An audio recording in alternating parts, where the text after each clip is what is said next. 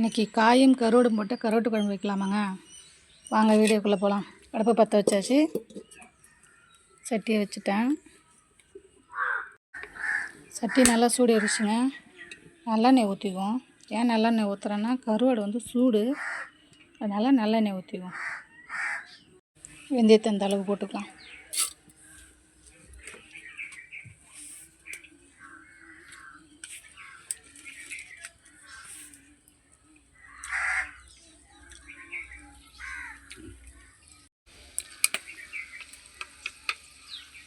வெந்தயம் நல்லா வெடிச்சிச்சு. காஞ்ச மிளகாவும் வெங்காயம் போட்டுக்கலாம்.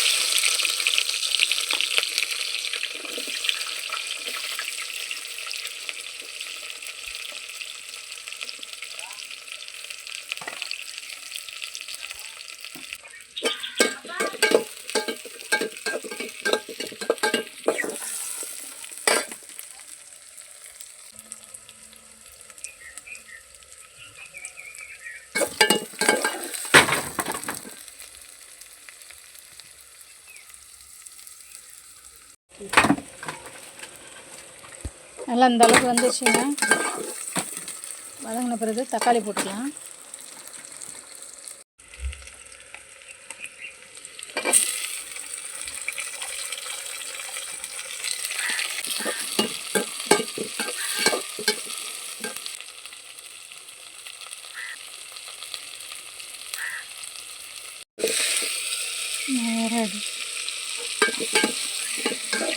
வெங்காயம் தக்காளி நல்லா வதங்கிடுச்சு.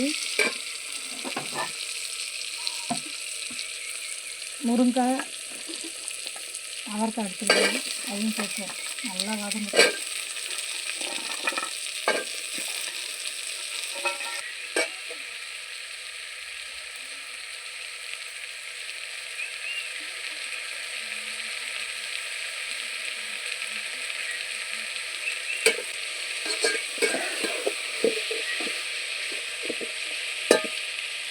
வதங்கி வச்சு குழம்பு எடுத்து ஊற்றிடுவாங்க.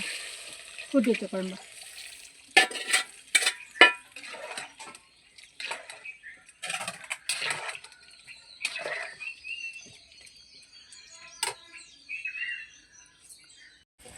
இந்த பக்கம் நாட்டுக்கோழி முட்டைங்க. இந்த பக்கம் நாட்டுக்கோழி முட்டை வேகுது. இந்த பக்கம் களி. குழம்பு நல்லா கொதிச்சிச்சு. கொஞ்ச நேரம் கொதிச்சிச்சுன்னா கருவாடை போட்டு பூண்டை தட்டி போட்டு இறக்கிட வேண்டியதான்.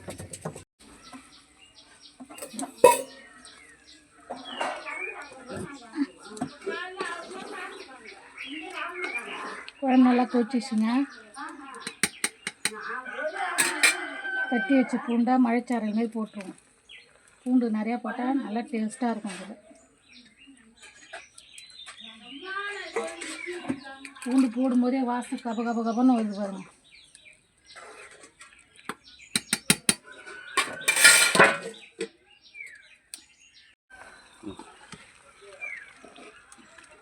குழம்பு நல்லா கொதிச்சிச்சுங்க. பூண்டும் தட்டி போட்டாச்சு. கருவாடு ஃப்ரெஷ்ஷான கருவாடை போட்டுக்கோம்.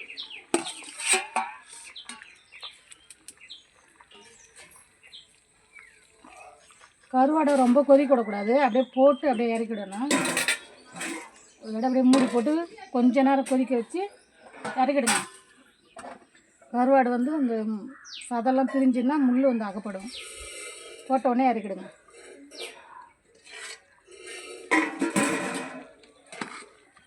அவ்வளோதாங்க. சுட சுட கருவாட்டு குழம்பு ரெடி ஆகிடுச்சு.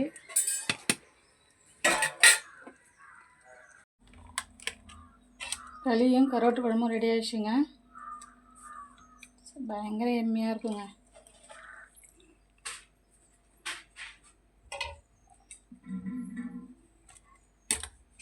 வாங்க சாப்பிட்லாம்.